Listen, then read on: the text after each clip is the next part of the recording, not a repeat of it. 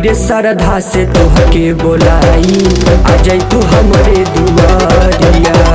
बड़ी रे श्रद्धा से तोहके बोलाई आ जाई तू हमरे दुआरिया।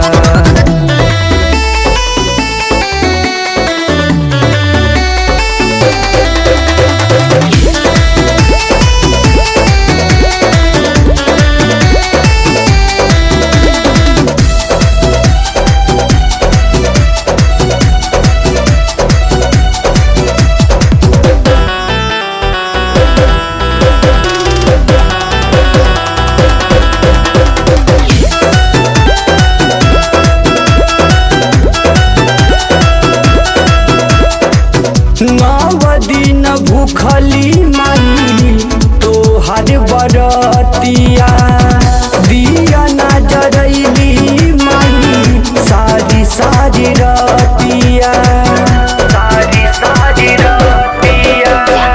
कवनो न कमी कैली हम पूजा पाठ में काहे ना देखैलू माई दर्शन हम साच में।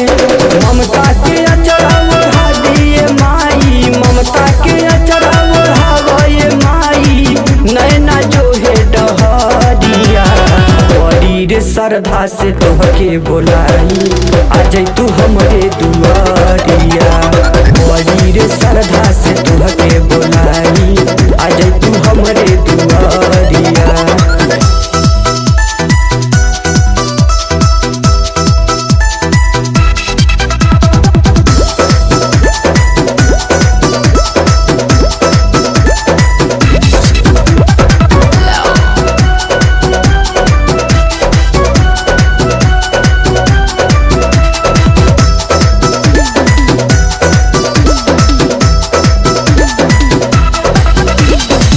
रुपिया के लोभी बाटे सब संसार के बानी हम भूखल माई तोहरा ही प्यार के।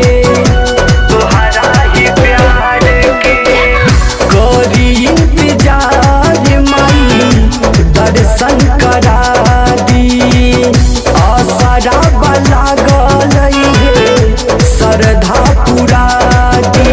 पापिया लोग से बचाइए माई पापिया लोग से बचाइए माई ले ली हमरो खबरिया। बड़ी रे श्रद्धा से तोहके बोलाई आ जाई तू हमरे दुआरिया। बड़ी रे श्रद्धा से तोहके बोलाई आ जाई तू हमरे दुआरिया।